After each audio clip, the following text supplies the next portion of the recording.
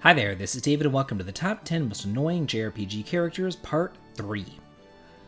In Part 1 I covered the men, and Part 2 I covered the women, but here we're going to mix the genders and see 5 annoying men along with 5 annoying women. If you missed the first 2 parts, links to them can be found in the video description. Personally, I didn't think that I would do another annoying characters video, but I had so much fun with the first 2 parts I thought, why not another? But keep in mind that due to the nature of this list, there will be some minor spoilers, and let's go ahead and get started. Number 10, Cornelio of Suikoden 5. We've gone over some Suikoden stinkers. I mean, with 108 characters in each game, they can't all be winners. But this guy takes the cake because not only is he insufferably annoying, but he lives in a place that you have to pretty much have to mute the game to tolerate because the music is so off-key and terrible. And when you finally do run into the guy, you have to fight off some Do-Re-Mi elves, only to then have to track them down again for him. Well, he just bitches at you the entire time. He is just an attack on my senses. Number 9, Machina of Final Fantasy Type 0.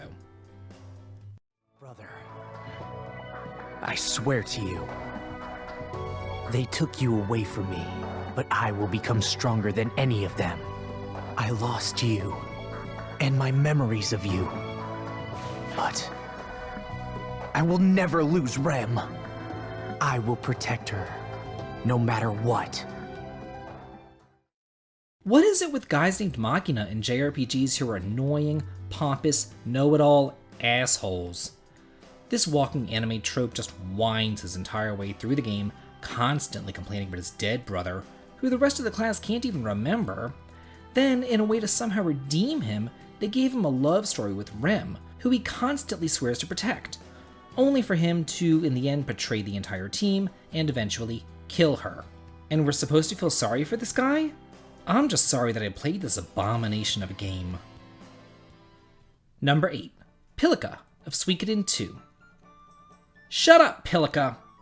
You know, for a girl who never really speaks, she's damned annoying. But even when she can talk, she's just as bad because she always speaks in third person.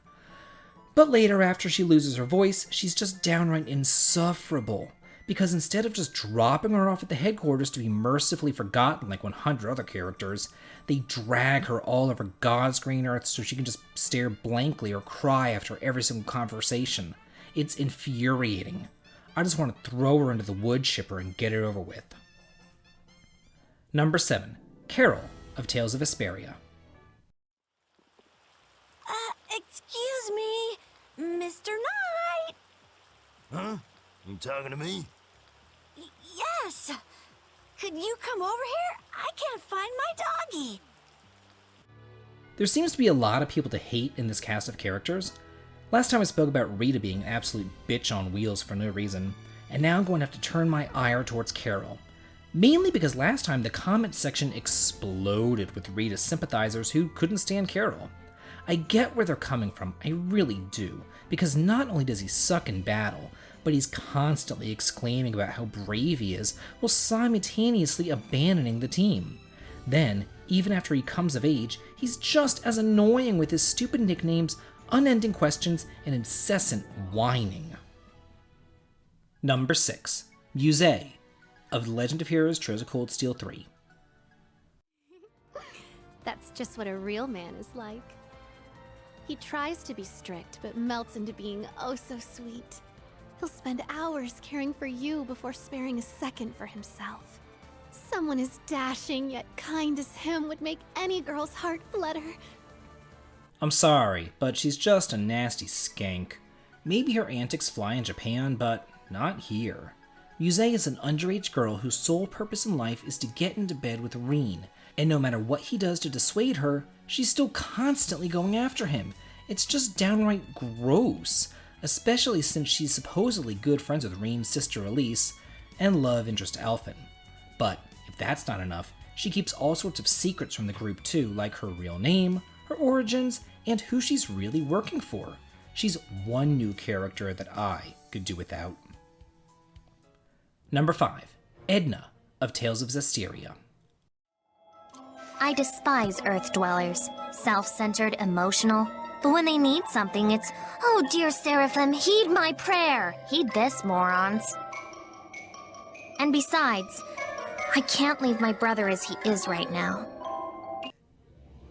I don't understand why JRPG developers think that it's cute to write women as complete sociopaths. At least normally when they do, they make them a villain. But not here. Edna joins up relatively early in the game, and from then on, she's pretty much just stuck in perma-bitch mode until the very end. She's constantly cutting everybody else down, and just kind of wanting to watch the world burn, rather than actually save it. I'm sorry, but this isn't cute, and it wouldn't fly on a male character, because it's just downright disturbing. Number 4. Algus of Final Fantasy Tactics. I really think of him more as a villain than an actual party member, but he does join up, so he counts as far as I'm concerned. From the get-go, I couldn't really stand the guy with his holier-than-thou, hoity-toity, I'm a noble attitude. I mean, he rivals Nash and Lunar for the most punchable face award. But then, to really solidify my hate, this rat bastard goes and kills Teta. But revenge is a dish best served cold, and it definitely is here. Number 3. Hope of Final Fantasy XIII. Nora Eston. She was my mother. And she died because of you! You're the one she meant!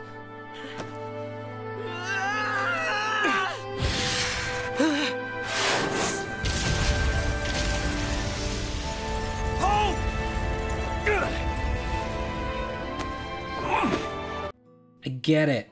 Your mom died in front of your eyes. But does that really mean that I have to put up with your incessant whining for 80% of the game? Not to mention his irrational, misplaced rage and attempted murder of Snow, who's actually a pretty decent guy deep down inside. This whole B-plot is just so contrived for needless drama. Hope's mom knew exactly what she was getting into when she picked that weapon to fight.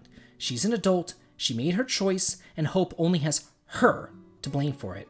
Yet he just goes around blaming everybody else. Get over yourself, kid. Number 2. Welch of the entire Star Ocean series. Wow, this data is so precise! Such telling numbers, such meticulous graphing. I can see long-standing problems solving themselves before my very eyes! Yes, it's all coming together. Must put it to paper. It's completely baffling to me as to why Tri-Ace continually brings back the most annoying character every single game. Especially since all she does is item synthesis. This howling banshee could be easily replaced by a simple menu system, but instead they pretty much make you want to gouge out your eyes and your ears by interacting with this disgusting, overly sexualized anorexic slut who just gets worse and worse with each subsequent game. And as a special note, the 5th game was terrible on its own, but all the Welsh scenes did them no favors either. And number 1, Charlotte of Trials of Mana. I grew up with no parents, but there was one priest in Wendo that was always nice to me. Heath was kind and helpful. He took care of me. My grandpa asked Heath to go to Astoria to look into something for the temple. But I got a really bad feeling about it. When I first played this game, she was known as Quarley, and while she spoke in third person, it wasn't that bad. However, voice acting has a way of twanking someone who wasn't too nerve-wracking and making them downright migraine-inducing. From the moment this little brat opens her mouth, you'll want to punch her in the face. Then, once you chose her and follow her storyline, you'll get introduced to her attitude problem, her speech impediment, and her stupidity. She's just an entitled little brat. Well, that's it for the top 10 most annoying party members part 3. If you like this video and what I do here on this channel, please consider supporting me on Patreon. The link to it can be found in the video description. This has been David. If you like this, please like, comment, and subscribe, and have a good day.